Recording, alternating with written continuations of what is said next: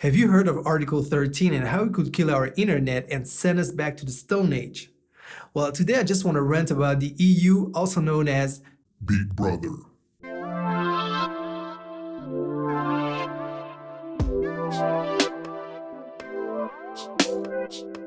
Hello, I'm Casino, I'm a digital alchemist, but I could have started this episode by saying, hello, I'm George Orwell, and this is almost 1984. Now, you may not have heard about it, but the EU has reached a new level by planning the censorship of the internet as we know it. I'm not a lawyer, so I won't get into the details of Article 13 and 11, but from what I have read in my research and from the content that I've watched from lawyers discussing the matter, such as YouTuber law, for example, basically Article 13 of the EU's new copyright directive could kill the internet as we know it. Now, before we move on, I want to insist on something. I totally agree with the fact that content creators should be protected. Let me repeat that again. I totally agree with the fact that content creators should be protected. Just not by applying impossible measures. I only use my own content, so I could say that I don't feel concerned, but that would be a mistake. Because behind the excuse of protecting content creators, the EU now wants to place the responsibility on platforms such as YouTube, Facebook, Twitter, and others to check that the content posted does not infringe copyright laws. Now, you may say, well, that's rightful, and that was already the case, wasn't it? Indeed, but the main difference is that up until now, the check was not due before the content was published. For example, the other day I was live streaming an event on Facebook, and because there was some music in the background, the stream was automatically stopped by Facebook, giving me the choice to stop there or to resume if I confirmed that I had the rights to use that music, even though it was distant in the background. I wasn't sure, so I stopped the streaming and asked the organizers. But had I resumed in case of infringement, I would have been held liable. So, although the system may not be perfect, it works, and on YouTube it's the same. But now, basically, if I understood correctly, I take YouTube's example. There's roughly 500 hours of video uploaded every single minute on YouTube, and if Article 13 was to be applied, YouTube would have to pre-watch or pre-scan each video to make sure that there is no copyright infringement. So no memes, no music, no logos from other brands, maybe no quotes, no images, no sound effects. So imagine the consequences. Now, because this is virtually impossible, even if YouTube employed 1 million employees, YouTube would have no solution other than to block EU viewers and content creators. So if you're in the rest of the world, at that point you may think, well, too bad for them, but I don't really care. And that would be a mistake. Because first, many channels that you love may come from the EU, and also many YouTubers from your country make a living also because a lot of their viewership comes from the EU. Second, if this passes, it may give ideas to the government of your country. It would be like censorship 101 for dummies, and then your freedom would be next in line. Now, after that, we'll be left with boring internet, merely recycling content from old school TV channels. Now, just imagine. Twitter? Can't post that meme. Message from the Thought Police. Facebook? Well, sorry, that cat's race is protected and, you don't have the authorization from its creator. Message from the Thought Police. Pinterest? Sorry, madam, but the quote was not created by you. Message from the Thought Police. So, what would happen to content creators? Well, that EU directive was created to protect them, right? But here's what could happen. A lot of creators will be out of work. Consequently, a lot of businesses will be out of work. Affiliate marketers promoting and making commissions on creators' products.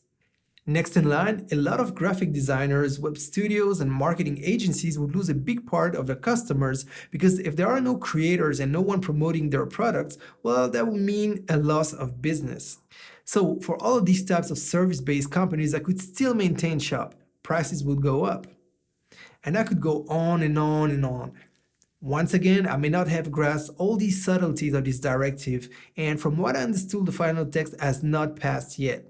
But if you have to be a lawyer to understand what is going on, how do you expect anyone to believe that the EU citizens agreed with something like that if it was that unclear? I remember as a teen I had big hopes for the EU and the promises of peace and prosperity that came with it. But today I've reached a point where I'm getting tired of the EU. This is not a democracy. This is becoming a silent dictature where people who are only accountable to themselves take measures upon measures to restrict our freedom. Now think about it. An organization ruling a territory of 500 million inhabitants gets to dictate how the other 6.5 billion human beings should live their lives. Now how's that for a bully? First it was GDPR. Yes, there are good things about GDPR if it protects our privacy and prevents us from being spammed all day long. But guess what? I still get 200 emails a day. But okay, let's say that something had to be done. What I don't like is that Europeans never really had their saying in this because it was passed in the EU without the ability for the citizens to go against it. If things like that happen at state level, well, there are ways to have leverage, but with the EU, they just decide and never really have to face the consequences. They decide laws that they can push down the throats of the member states and consequently down the throats of the EU citizens, and now they want to push it down the throats of anyone breathing on planet Earth.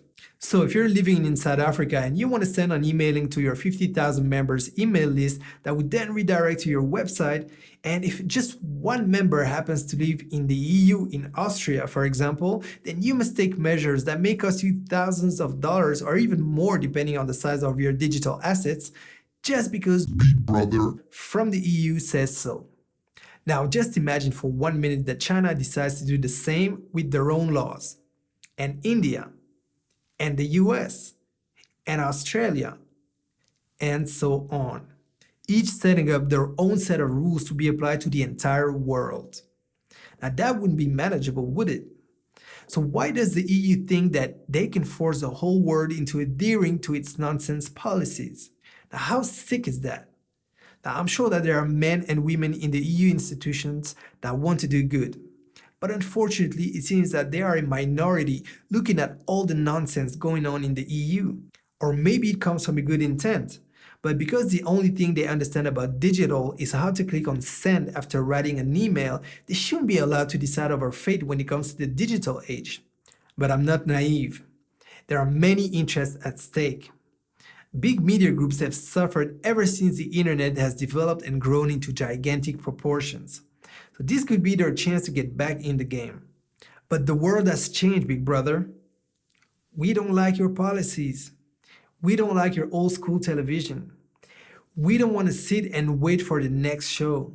We want to watch who we want to watch, when we want to watch it, and on the device we prefer. We don't need to sit and watch the news after it happened when we can hop on Twitter and get real-time info. We don't want to be spoon-fed shows that tell us what to like when we can hop on YouTube and choose our own entertainment and the individuals that we want to follow. We don't want to get in debt to make long and boring studies when we can learn a lot more online, get in business and provide for our families without becoming slaves of the system. Dear EU, if your interest is really content creators, then please stop this nonsense, open the debate, and work with us to come up with solutions that would benefit most parties while still ensuring our freedom of speech. Now, you may think that there's nothing we can do about it, but that is wrong. There are hashtags that you can use to spread the word, and there's also a petition that you can sign, and together we may be able to make a difference. You will find a link to the petition in the description of this video.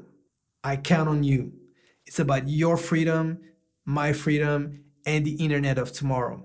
Now, if you like this video, please subscribe and smash the notification bell so that you never miss a share of digital awesomeness. I truly hope to see you around, and in the meantime, don't forget to invest in your success.